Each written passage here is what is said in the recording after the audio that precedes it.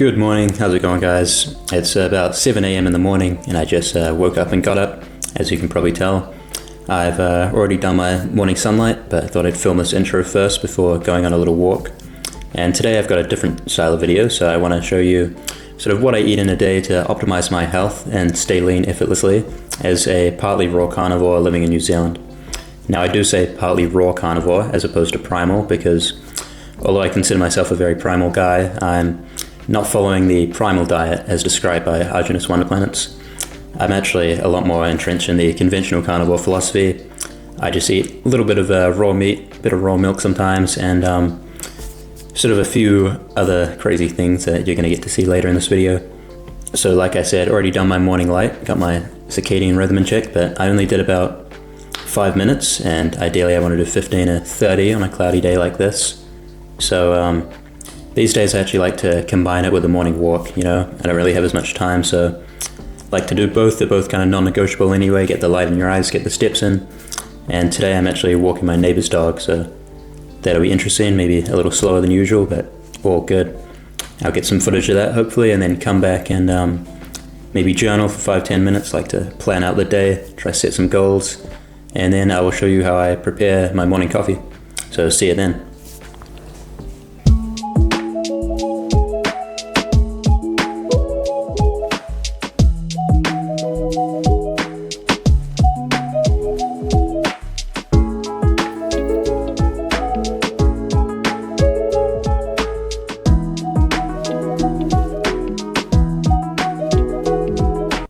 Now, I don't drink coffee every day, but I've got some important editing to do this morning and a workout and business meeting, so figured I'd have one today.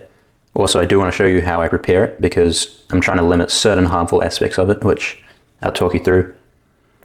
So you start off with a high quality instant coffee, tested for mold and heavy metals. No, I'm just kidding, I'm broke. I cannot afford that, but ideally, if you can afford that, you would get the best quality coffee you can. Then I add 5 to 10 drops of my iodine supplement. Got a couple today. The one that I use is this brand here. It's quite a cheap one. Now this is important because coffee does contain a few things that can interfere with your iodine uptake, and you can stay tuned about my video coming out soon about why I take iodine and how the whole world's deficient in it pretty much. Next one's very important. We add a spoonful of fat. Right now I've got coconut oil. Normally I do butter. That just ran out this morning. Or I only have salted butter, which tastes good, but I'm trying to limit my added salt. This added fat's super important because you need to kind of counterbalance the cortisol spike that you're going to get from the caffeine. So I would not skip out on this step. If you're going to add anything to coffee, it should definitely be some kind of fat. And I'm actually going to add extra because I got some cream today. So we're going to go in with just a little bit of cream. It's not raw, unfortunately, it's just some shitty cheap one, but it is what it is. Now optionally you can add a little electrolyte as well to kind of counterbalance the dehydrating nature of coffee because it is a diuretic after all. But I think this one has, let's say, yeah, I'm not a huge fan of the sodium to potassium ratio.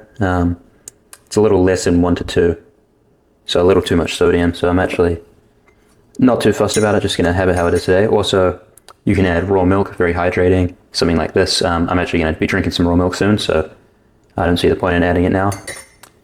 Anyway, let's get back to work. Going to do a bit of editing for a while, and then get back to you with my first meal of the day. Alright, it's about 11:30 now, and I'm going to have first meal of the day.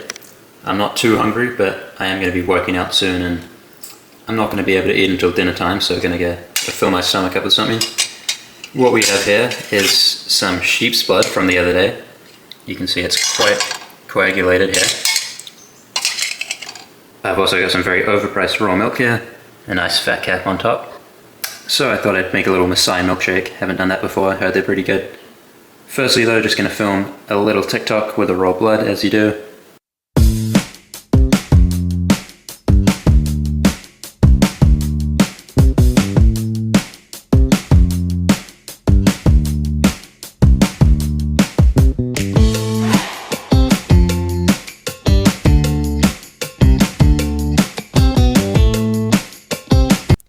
Alright, I'm here with the first meal of the day, a very crazy looking milkshake.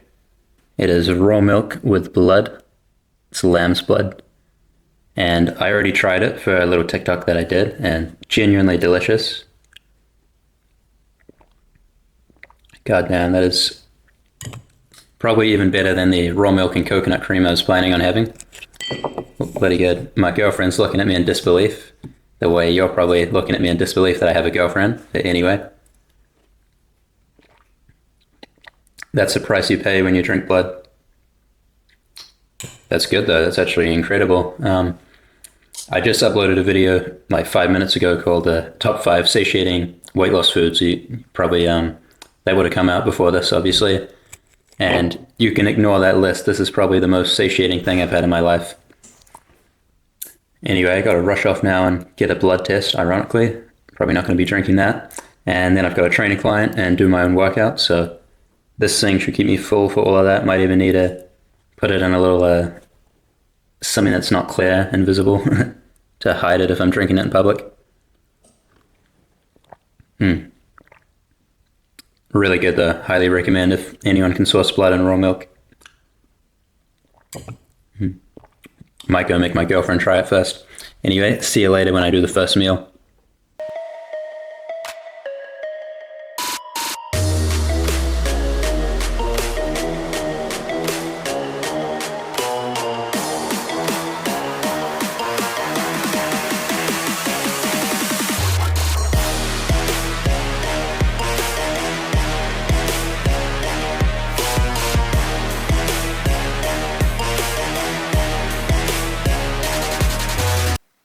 Alright, I'm back. I'm freshly shaven, still a little pumped up from the gym, and we got dinner here in front of me. But first, I want to talk about why my face is so red. Not sure if you can see it, but I just got back from a free tanning bed session.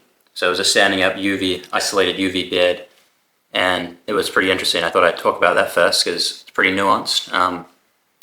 Someone like myself should not like the idea of going to basically a Faraday cage of non-native EMFs and artificial blue lights. You know, I wear the blue light blockers and the filters just when I'm on my computer, so you'd think I'd be anti-tanning beds, but with summer over and autumn, you know, well into autumn now and the weather being typical crap New Zealand weather, I don't know, I'm open to the idea of potentially doing a few tanning sessions to maintain what I have over winter, because my plan was to move to a lower latitude, but I can't do that at the moment, so we'll see. Maybe I'll let my tan disappear.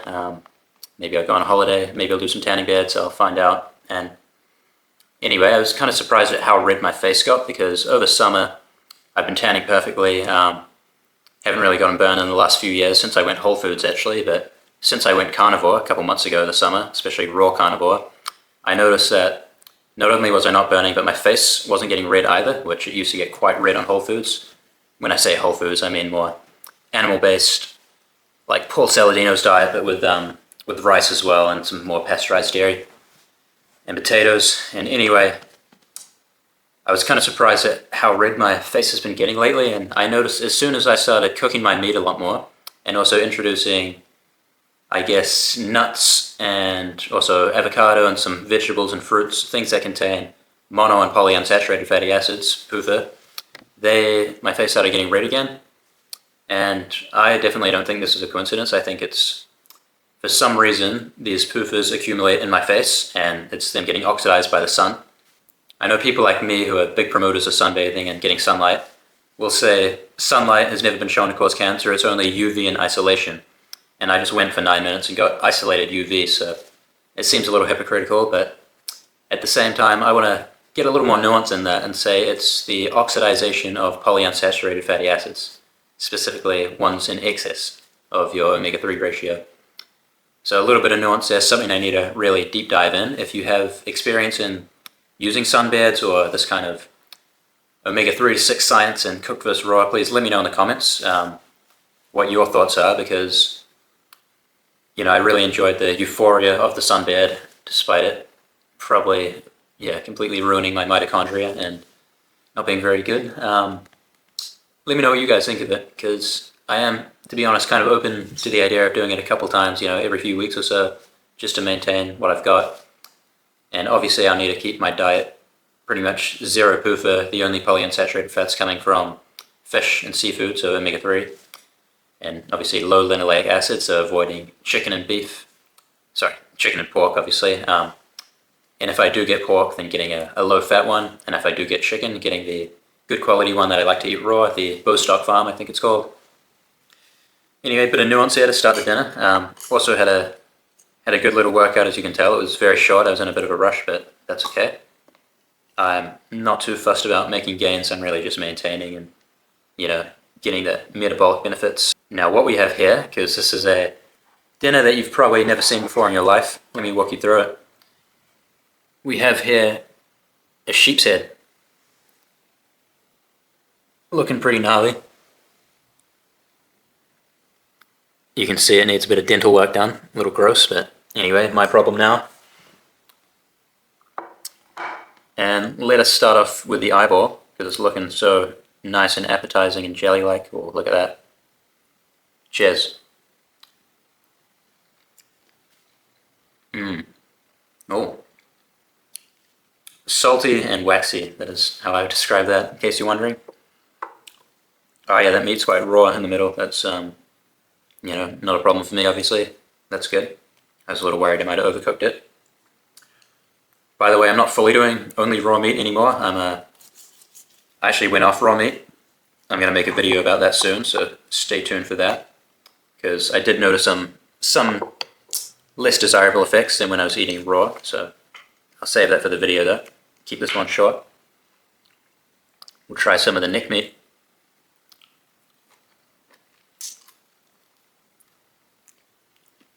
Completely unflavored lamb, by the way.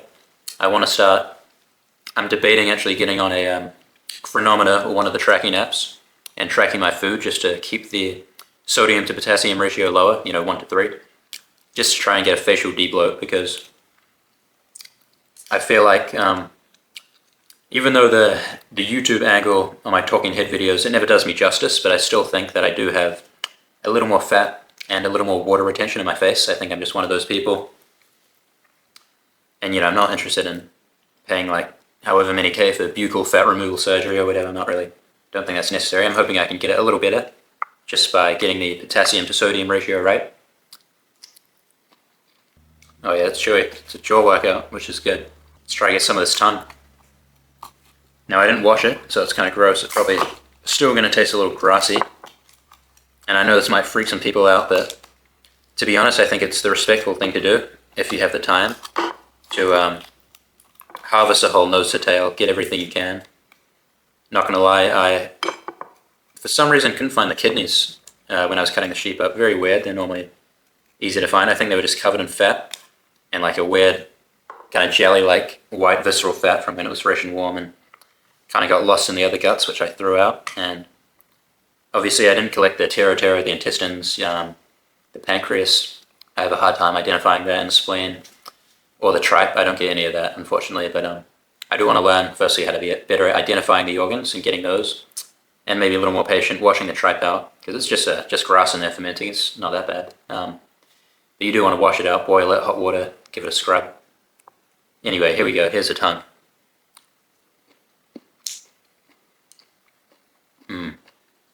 Yeah, texturally very different to other muscle meat. It's hard to describe, actually. It's good, though. Cheek's looking good. Might go for that next. But firstly, because I want to keep this video shorter, let me show you the other crazy shit that I got for dinner. So, we got some raw brisket, which I just got back on this week after a long break. I didn't just start cooking my meat, by the way. I kind of reintroduced a lot of other stuff. Like I said, I mentioned that in the video. Flavoring as well, salting, which I'm not doing tonight, as you can see. Anyway, we got the raw brisket, eaten that many times. Some raw lamb heart, which I'll go for now.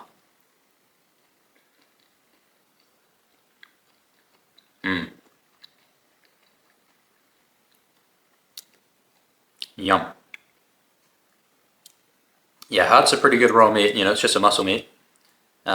Pretty easy one to start with. If you're looking to try some organs, I would recommend heart. And obviously liver is king. A very small piece of liver because, well, I've been eating it for like, 4 or 5 days straight now, and it's too much. It's kind of kind of starting to taste gross, and that's how I know I've had enough liver. Then I might put it away for a week, come back to it, tastes nice and fresh and sweet, and then very quickly, it's just so nutrient dense that very quickly my body starts to tell me, you know what, you have enough. I guess retinol would be the main one, and copper, obviously. So I kind of get the satiety signals a lot faster. It tells me stop eating that. It starts to taste bad.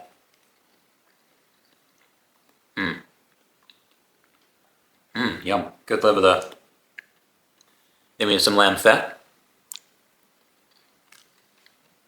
I would have liked to heat it up a little longer in the oven because lamb fat is very waxy, especially waxy, so I do like to heat the fat up.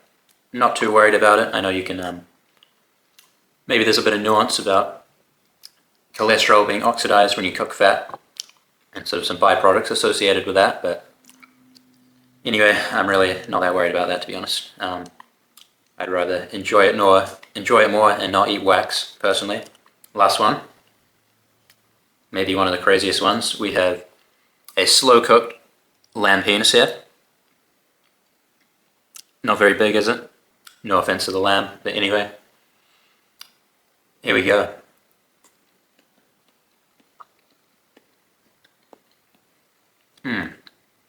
Yum.